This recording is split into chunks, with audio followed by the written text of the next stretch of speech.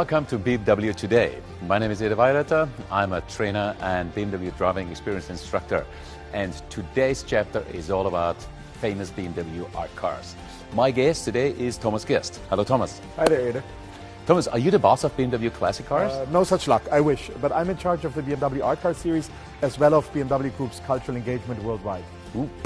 Thomas, there is two legends and one masterpiece here. The M1 painted by Andy Warhol. Is that the most expensive car BMW has? Ede, that is none of your business, first and foremost. And, we don't want to talk about prices because, if we are looking at the artwork like this, what does the price tell you about the significance of this amazing car?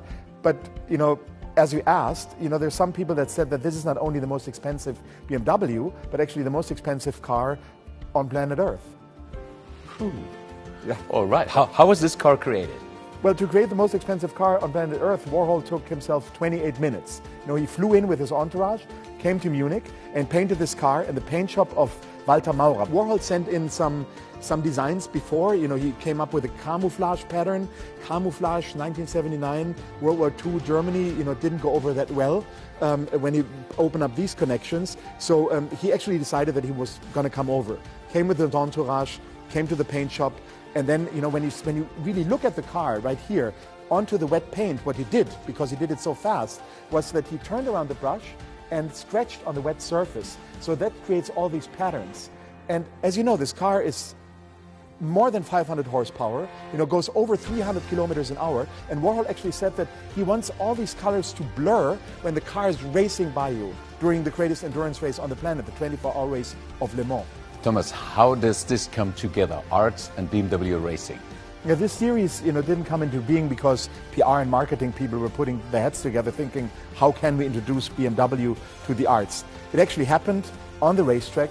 Hervé Poulain was passionate about racing, passionate about the arts, and Jochen Nerpasch, the founder of BMW Motorsports, they got to know each other, and Hervé Poulain actually asked him in 1975 whether he could join the BMW race team by having a BMW painted by the great painter Alexander Calder. And Jochen Nerpasch was crazy enough, if you allow me, to say yes to this idea, and ever since then the BMW art car series started to kick off. So this was also racing? Yes, this was racing in 1979, came in second in its class. What would have been happened if this car would have been crashed? Well, that is always the risk that you're taking. Of course, the painters, they always create 2 or 3 models. If parts get ripped apart or if they get destroyed during the race, then you will be able to put a new part on. So that is part of the thing. So has Warhol designed more than one? No, he just designed this car. That's it. These BMW art cars are so unique. That's what makes them so priceless, of course. And if you look at what Warhol did at the very end, when he was done, being a machine that he always wanted to be, but here being an actual painter, creating a painter on an industrial design object, he used his fingers and signed the car right here, Andy Warhol, when he was done in this paint shop outside of Munich, upon completion of the car. That is crazy. All of those BMW art cars are race cars. I wish I could say yes, but no. At the beginning, the trajectory, all these cars were racing in Le Mans with Jeff Koons, with Jenny Holzer, with Chow Fei, with John Baldessari. We went back into racing. But I believe in the 80s and also in the early 90s, BMW was branching out. It was becoming a hugely successful international company. And I believe that, the markets were asked, to provide their own BMW art cars, and those were regular series cars created by amazing artists such as the Ndebele tribal artist from South Africa, Esther Malangu, or the Aboriginal artist Michael Jagamara Nelson in Australia. Great additions to the BMW art car series, of which there are 19. You know them all. Unbelievable. Yes. Let's going to have a quick Q&A session. There will be a test? All right, there it is. The BMW 3-liter CSL from Alexander Calder. Alexander Calder, amazing car, the first one. Without this car, there wouldn't be a BMW art car series, and his sculptures were always called mobiles. So that's what it is, a mobile car, a mobile artwork, a rolling sculpture.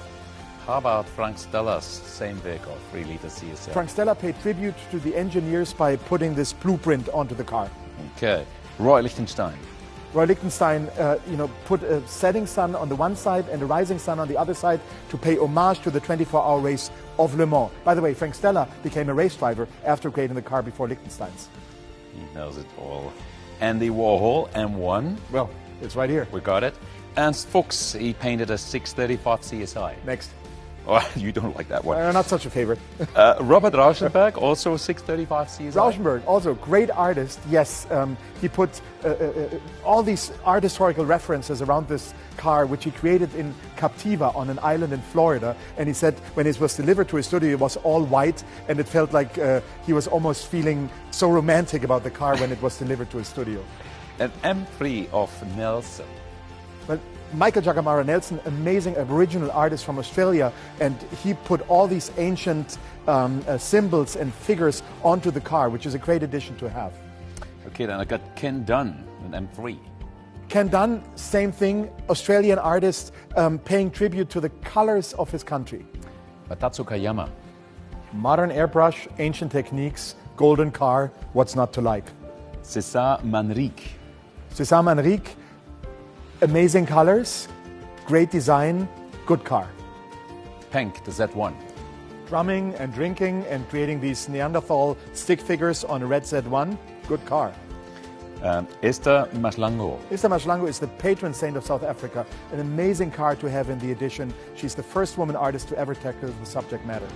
All right, Sandro Chia on the M3 GDR 92. Sandro Chia, a lot of faces on that car looking right back at you.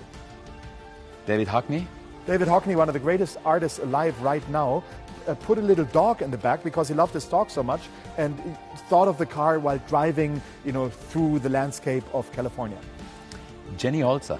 Jenny Holzer is our return to Le Mans. In 1999, we won Le Mans with that very car. Jenny Holzer put her amazing truisms on the car, like "What urge will save us, now that sex won't," and "Protect me from what I want." An amazing sentence to put onto a race car. That's crazy.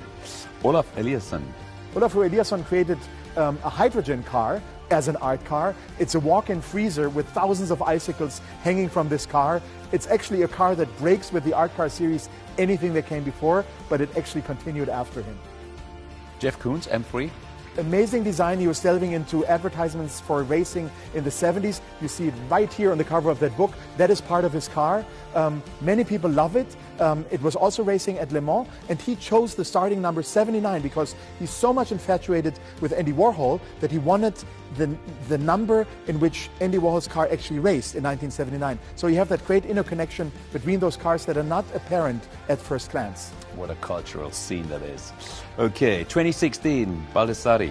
John Baldassari passed away in early 2020, still miss him dearly, put a red dot right on the roof of the car because he couldn't attend the 24-hour race in Daytona, and he said, I'm going to look at it from my television set in California, and in order for him to find the car with all the other cars, that's the reason he put the red dot on it. Pure genius. And the final one, Zhao Fei 2017 M6 GT. Well, Zhao Fei, amazing Chinese artist, third woman artist to tackle the series. What is great about her is, BMW is going from car manufacturer to mobility provider to a tech company. And we want, of course, to have that also be part of what it is that we do in culture. So Zhao Fei, it's not only the car, which was actually racing in Macau and was doing pretty good.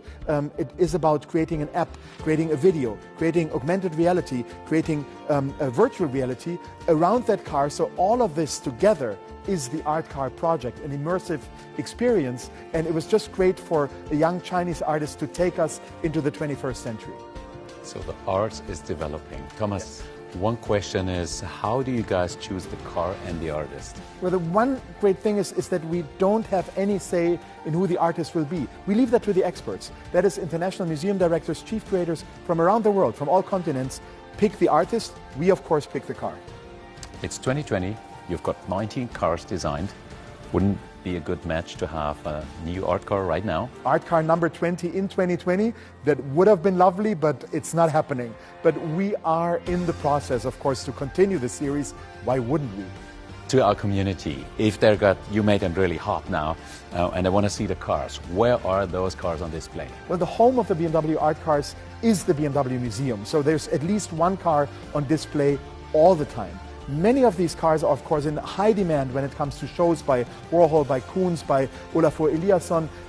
Curators want to show them around the world in museums, and we, of course, want to loan those cars. They're kind of goodwill ambassadors for our brand, but also for this amazing thing that can happen when designers and artists work together on a car. So, Thomas, which one is your favorite then? Well, I have 3 kids, and they always ask me, who do you love the most, Daddy? And it would be the same with the BMW art cars. It's hard for me to pick, and I wouldn't be able to pick. Your Q&A kind of gave it away, which ones I'm more favorite and less favorite of. But if I had to go for one, I'd always go with Alexander Calder. It's the first one, the trajectory, the whole nucleus, everything started from there. Without that car by Alexander Calder from 1975, there wouldn't be any other. Thomas, you're a real professor about BMW art cars. And you can keep the book. Thank you very much. It was nice talking to you. Yes. And thanks for all the information. Thank you very much for watching BMW Today. BMW Art Cars, racing and arts comes together, explained in an easy and exciting way. That was very, very cool. If you like it, drop us some comments and likes down here. And stay with us, there's more to come.